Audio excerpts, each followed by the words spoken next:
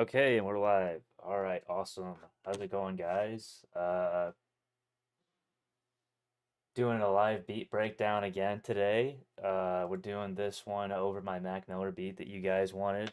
This was requested highly on my Instagram page. I think it was like 86% of the people wanted this beat. So thank you all for voting. Um, and let's get right into this breakdown. So the first thing, like I did last week, I want to like dive right into the melodies that I have. And just in case you forgot the beat, this is what the beat sounds like.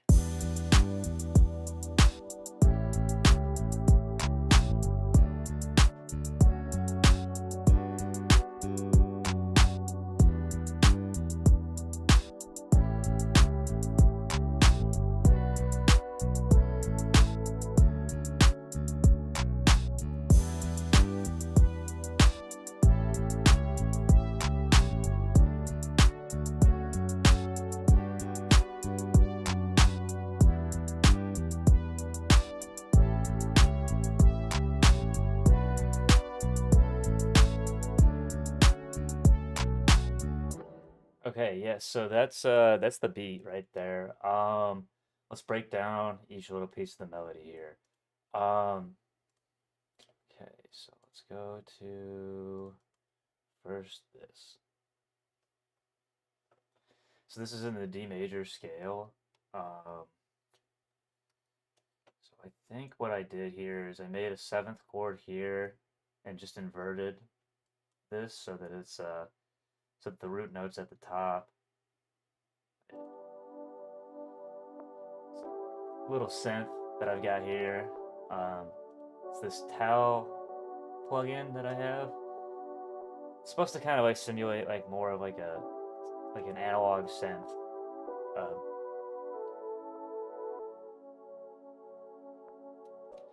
and then also with the effects on that, I've got gross beat, so it's like gated here, so it just has a little bit more room to it, and then I like kind of tail it off here, and then I put a little EQ on it to make it sound even like more like it's retro or like kind of like in its own space. This kind of like gives it an effect to like sound like it's on the radio or whatnot, and or like an old time radio, not like today's radio. And then we got like a compressor on it as well to kind of give it that sound. And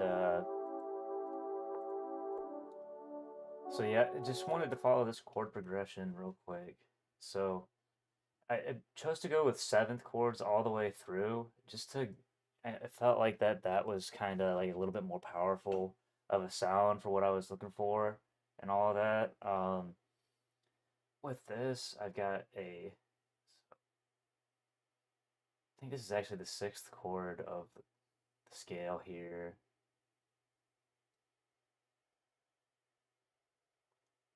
But yeah, I just feel like when I was drawing this in, I mean, as you can tell, I didn't really like mess around with the velocity too much. And usually, like when you want things to sound more natural, you mess around with the velocity and all that. But the way that I kind of did it in my own way is just by using gross beat. I it just chopped it down so the sound would sound a little bit more gated and a little bit more like it was moving with the beat, like as opposed to just staying static the whole time. Um, Next, I did this guitar, which follows the same thing, but it just plucks.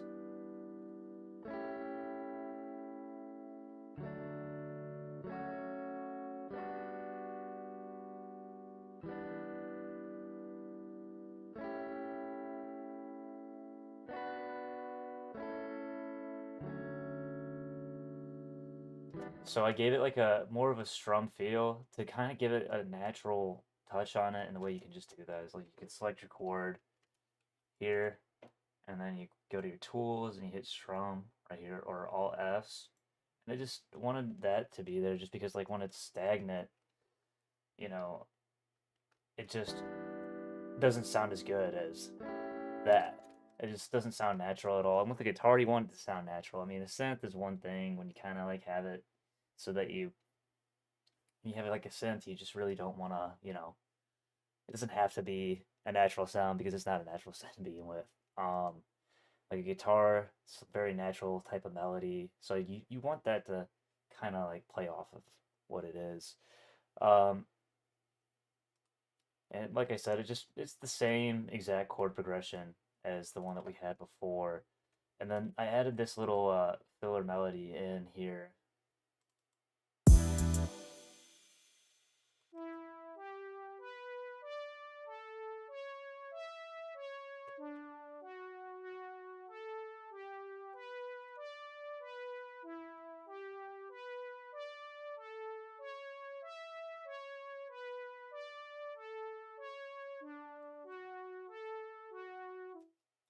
And what I did with that, I just wanted to make it I just wanted to make it an arpeggio, so it's still staying within the chord, but it just kind of it followed the same pattern of the chords if you look back at the other ones here.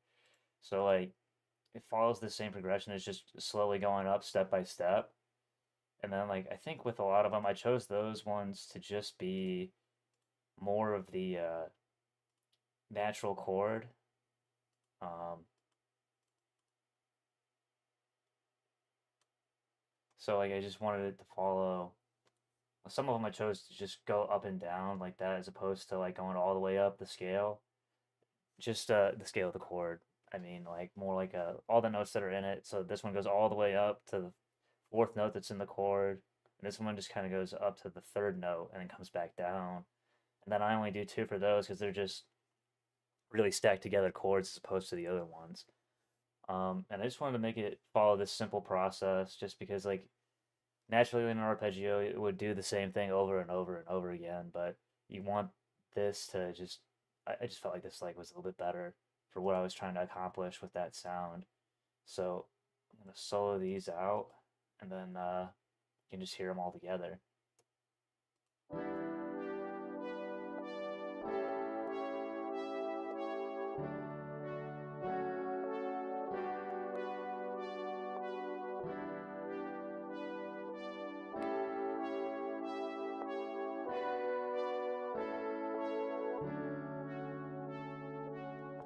Yeah, so that's the melodies of this. I mean, like, without going into too much detail, so let's see. With this, I used, this is the D major scale. I'll kind of go into the music theory of this. Um, so this is the fifth chord in the scale. This is the first. So I think I had jumped from, so this is the fifth.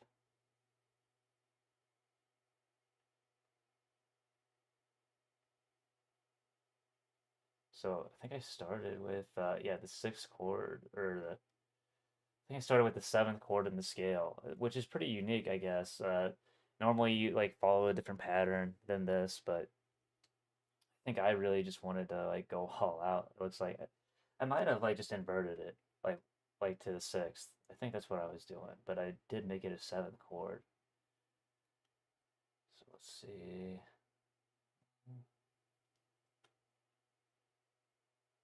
It's been a long time since I touched this beat, so I just want to see what I did even, so I can explain it better. Um, Yeah, so with this one, I can tell that I just like this is just the natural one of this scale, and then I put another one up here just to give it more life. And this one is the same way. So there's only three notes in these, but it's just doubled up on the root note. And then, so it looks like I did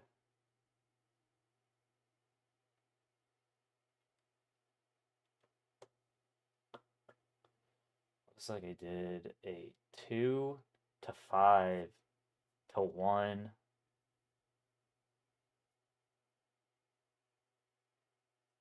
2 5 1 3 4, a 2 5 1 3 4 that switches on the other side. I just switched the two chords, it looks like. So to make it feel like it was going down. And then, oh, I did switch the chord actually, it looks like. So B, D, F, that's, okay. But yeah, I mean, you kind of get the point. Like, I tried to follow, I normally try to follow a different, like, pattern than this. So this one was a little bit unique in what I was trying to do. So with this melody, started with that. I think I actually even might have started with the guitar, just because I don't know, like whenever I'm like thinking of a beat, like with this one, I remember like thinking like, oh, I want to make a guitar beat that's kind of like got like an indie feel to it, and you use like kind of like more retro synths with that, like you saw.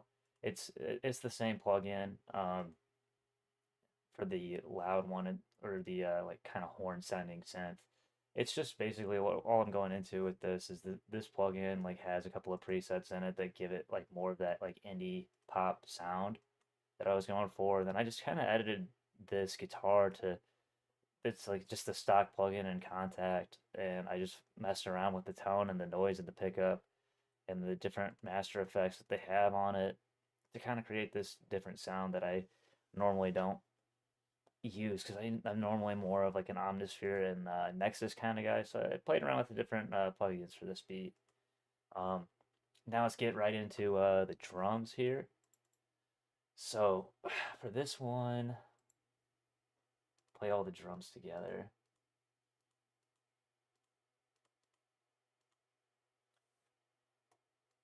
I'll go into the bass last because that's a thing of its own.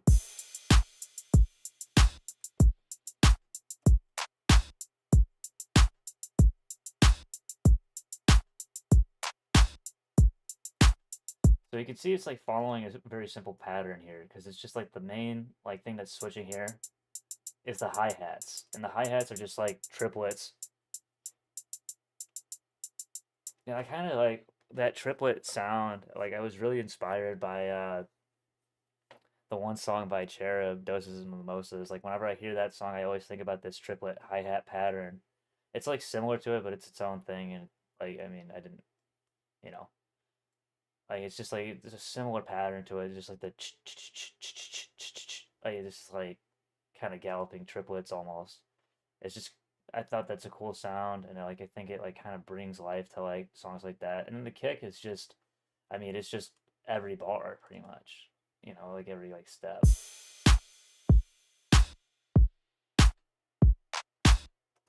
And the other thing with the kicks or the claps here, it's every other one right here, and like so it goes every two.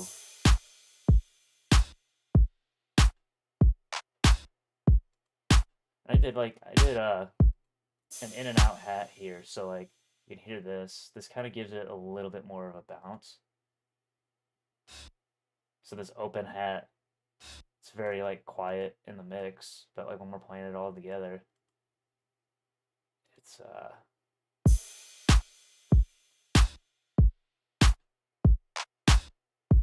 it just gives it more of a bounce to like what it's doing when the clap is going, because the clap's right here, it's just going every other kick. So it goes boom. You hear how that like is layered? That hat is layered with the clap to make it sound just a little bit different, give it a little bit more of a bounce. Um, and then the only other accent that I really added to this is this clap at the end, because I felt like that like really added a nice bounce to the track as a whole. So as the drums back, and then I'll add the stuff.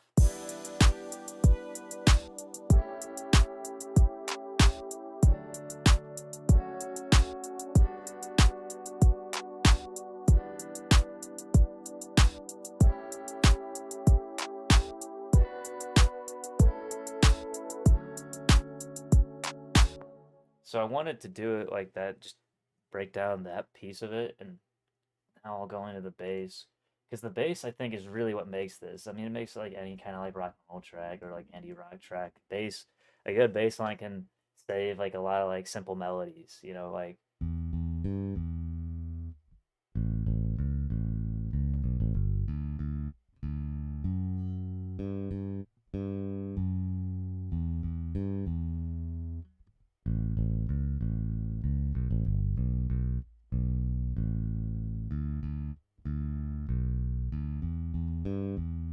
yeah, this one's just an ample bass. It's not like I didn't play my bass for this one. I probably should have though. I haven't broke the bass out in a while. I haven't broke out my own guitar in a little while, but maybe I should for one of the next couple of beats. It's something that's been on my mind. I should do something like that. And basically, I just this bass line, it kind of just follows like the root note.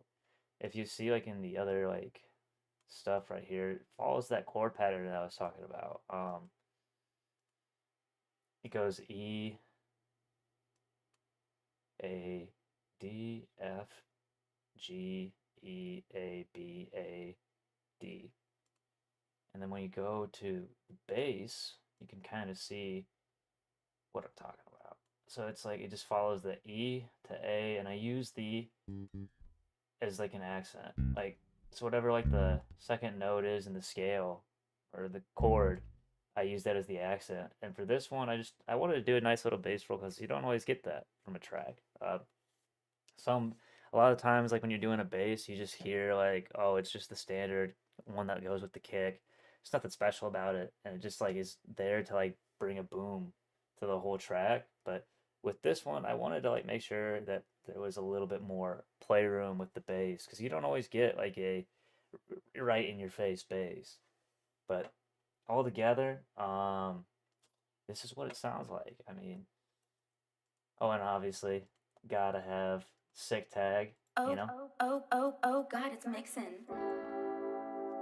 Gotta have the sick tag. So, yeah, we're just basically this.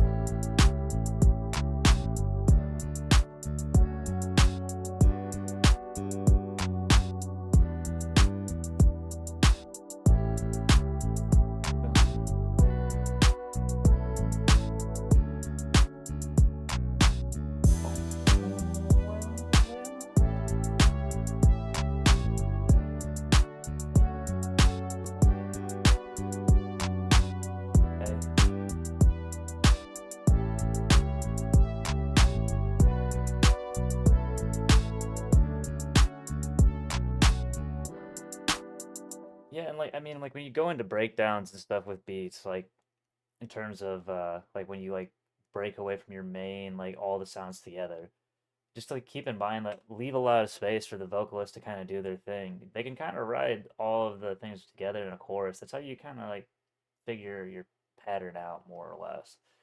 And yeah, so with this beat, I will tag it up top. Make sure you go listen to the beat if you like it. Make sure you like and subscribe on the video. Keep doing this stuff, guys, and I really appreciate all the views, all the comments, all the interaction. I really do appreciate it. We're just getting started on this, and got a whole another month of beats already lined up. So yeah, we're gonna keep doing this thing. I appreciate you guys being around, and yeah, more to come, guys. All right, peace.